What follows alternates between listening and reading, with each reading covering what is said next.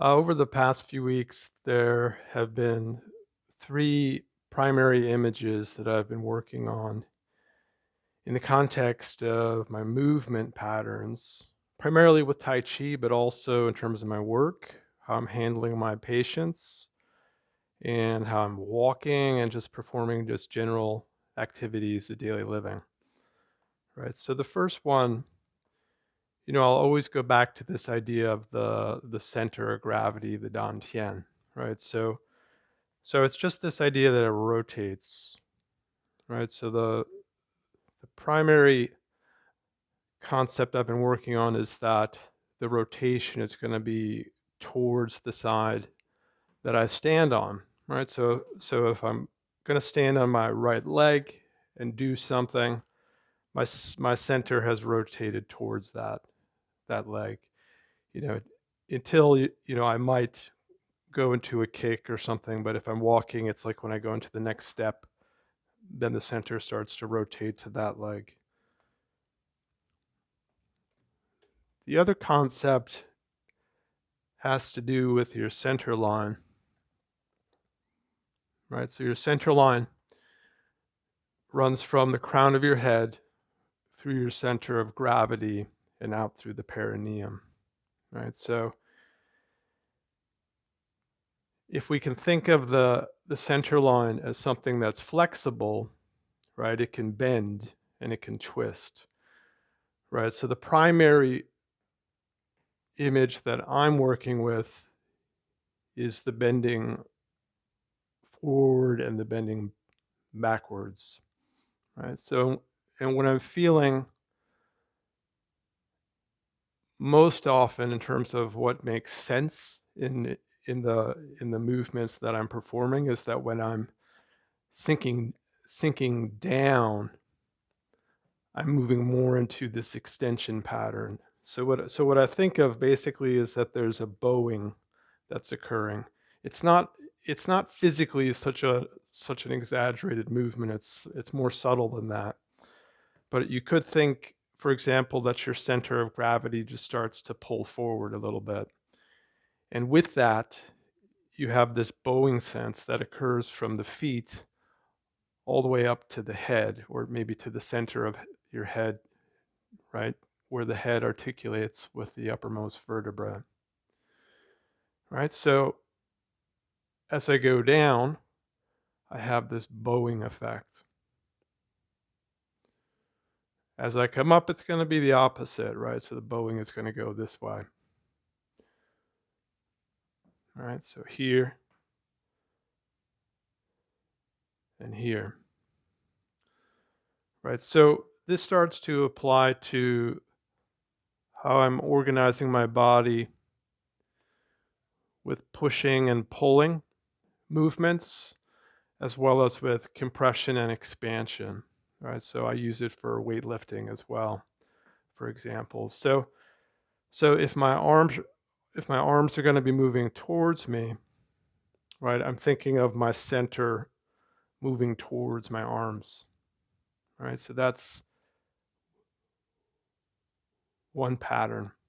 Right, and if my arms are going to be moving away, my center is going to be moving back, right? So there's that bowing pattern.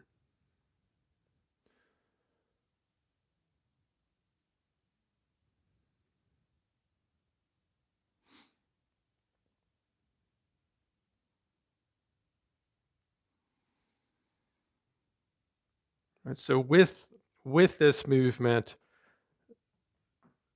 there's things that I'm also doing with the peripheral skeleton, right? So with my arms and my legs, right? So as I'm moving my center towards my hands, there's a rotation, right? So this rotational spiral in the hands is going to be like this. So I'm thinking of it coming through the pinkies, right? So it's like energy that's coming in to my center. And with my legs, I'm turning in, right? So there's a as I go down, there's like a feeling of rotation in, right? So I'm pulling forward, rotating in. Of this movement with the arms. And then when I come up, it's the opposite.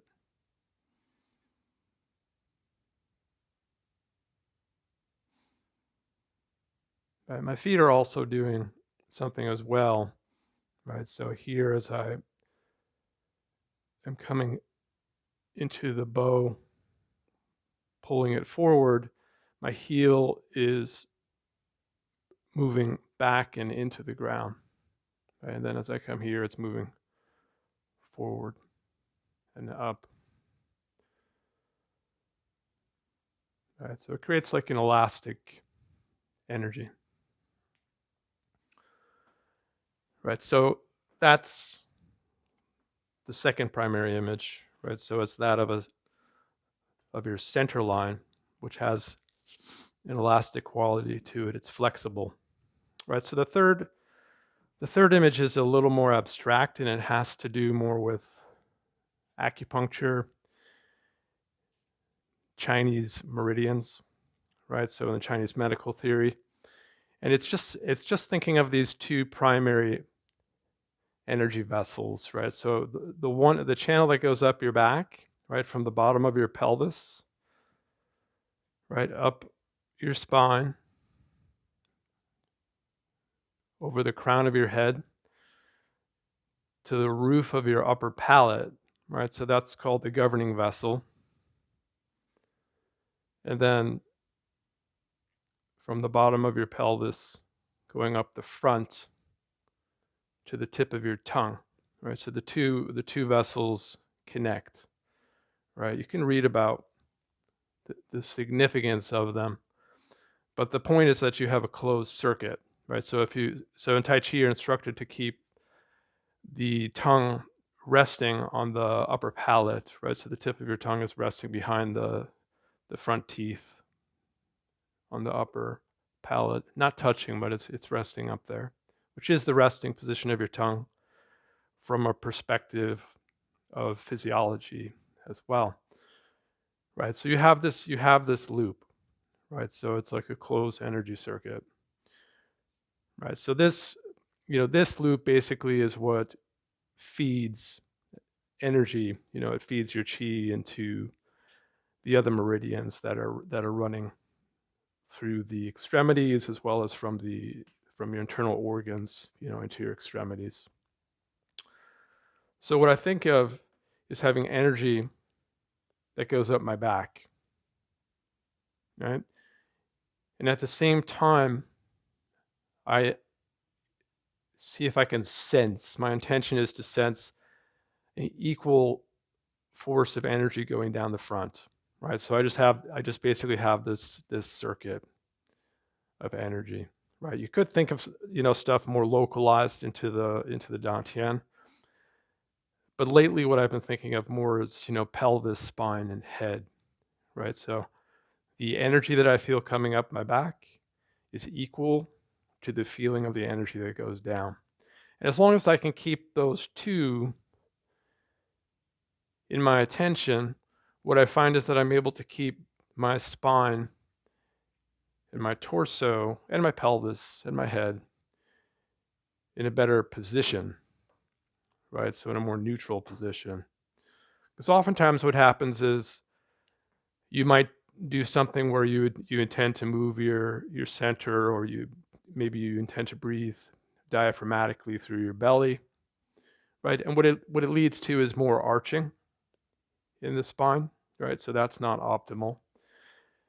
And sometimes people have an intention more to, like when you're doing a tree pose, there's an intention to tuck, right? So it's like they'll tuck the sacrum and the tailbone under, which will create too much of a bulge or flattening there. So that's not, an ideal resting state for the pelvis either, right? So if I focus, doesn't matter where I am, if I'm starting from a crappy posture, if I start to focus, energy comes up my back and it goes down my front, and it's equal and opposite, right? It's continuous.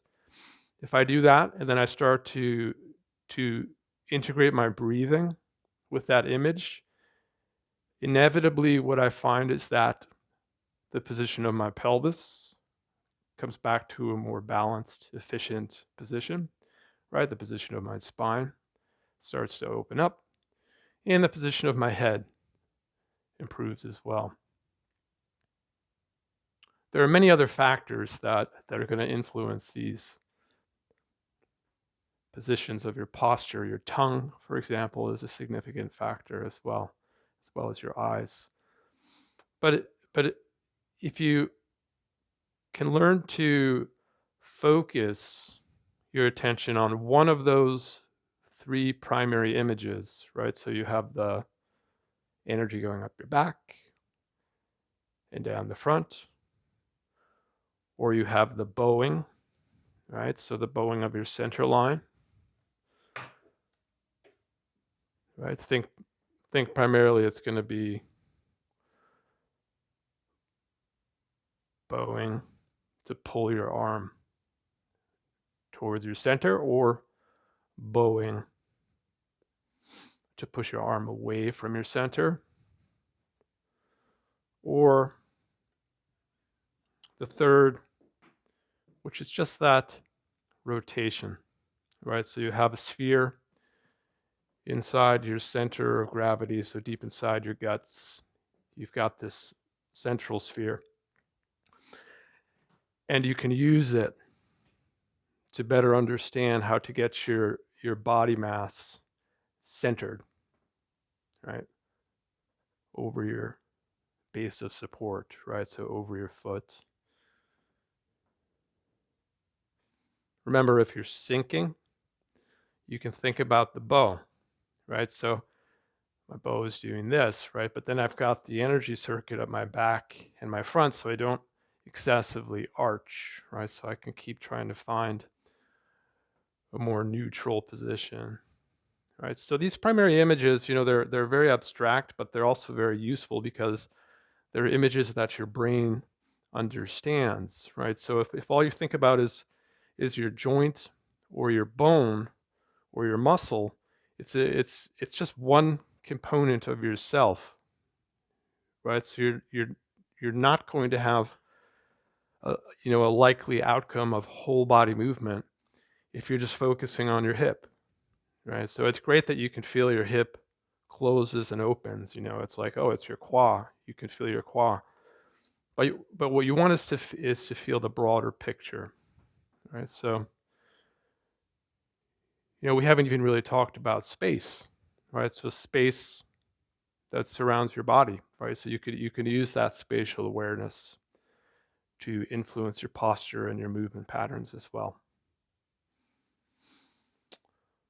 Right. So in the next video, I'm just going to demonstrate a Chen form that I've been learning. Right. So I'm a complete beginner, but a friend of mine has been teaching me it. So what I'm going to do is apply these three primary images in the form so that you'll be able to see a little bit of the application.